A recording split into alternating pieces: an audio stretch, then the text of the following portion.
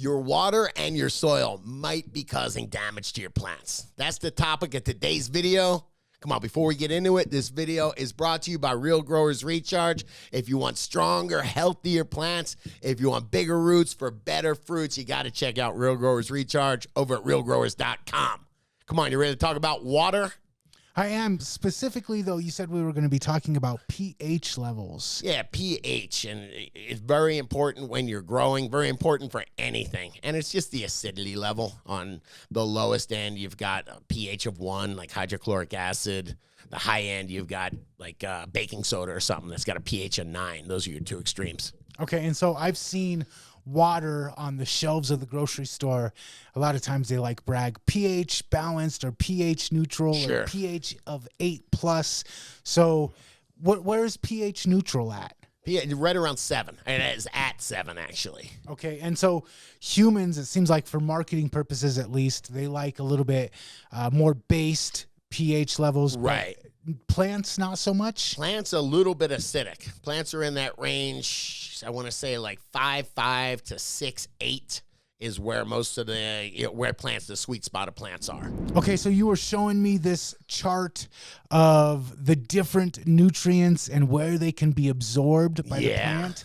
Help me understand what I'm looking at right here. Okay, this is really simple chart to understand. All these different colors are your nutrient, and then just on the bottom is a pH scale. So where does that one line, that one pH line, intersect the fattest part of the most nutrients? Where's it going to have maximum absorption for the most nutrients? And if I'm looking at 5.5, no, I'm missing out on magnesium. I'm missing out on calcium. I'm missing out on a lot of stuff. If I go right to 6.5, I'm hitting the fat spots of almost everything there.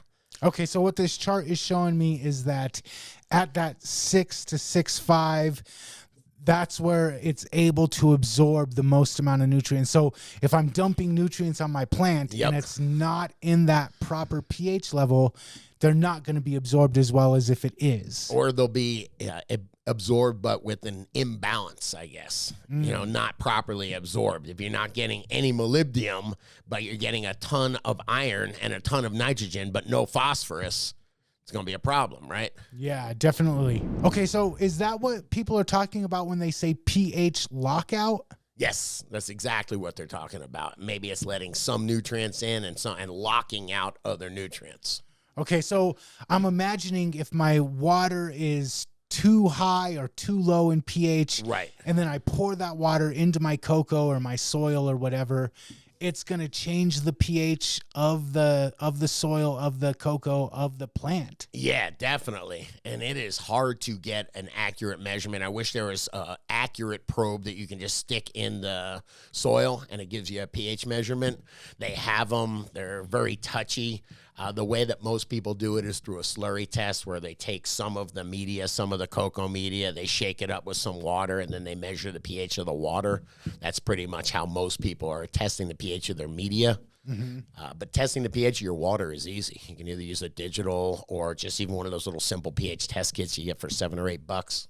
Yeah, and different municipalities will have different pH levels of their water. If you're in the city versus well water, you're going to have to know what your pH levels are. And and don't just trust the water source, because they change our water source frequently here. We'll go super high pH water, and then we'll go to normal.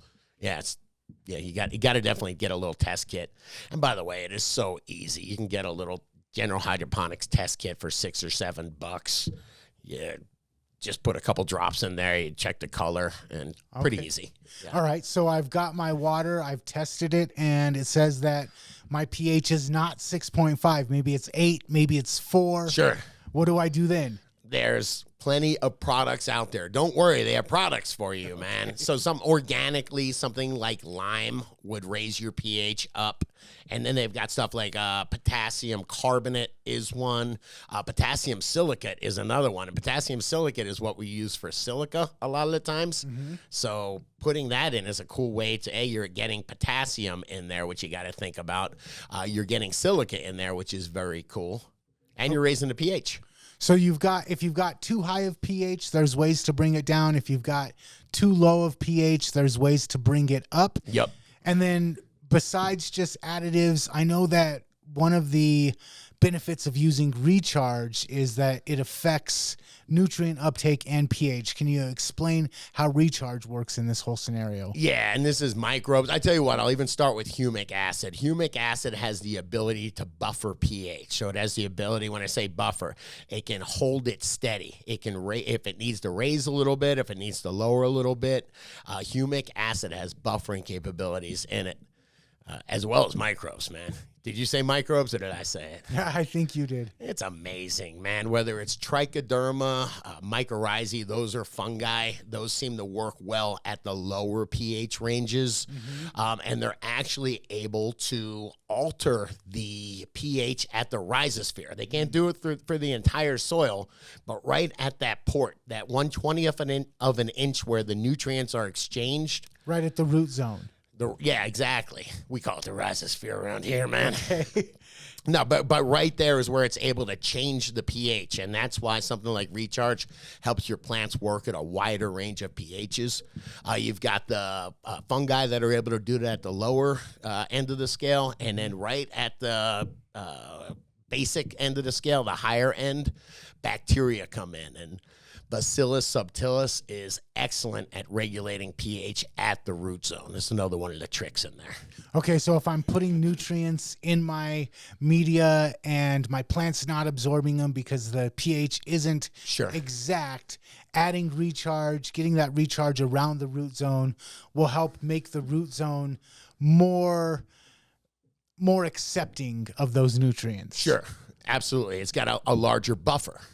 Okay, cool. So there's ways to raise your pH, there's ways to lower your pH, there's ways to track your pH, and then using recharge once a week kind of makes it to where you don't have to stress so much about pH. Absolutely. It's regulating the pH in the rhizosphere, regulating the pH in the entire soil.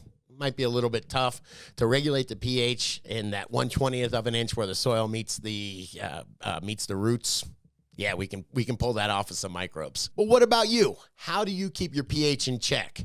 Are you using pH up and down? Are you building it into the soil? Are you using something like Real Growers Recharge? Let me know in the comments.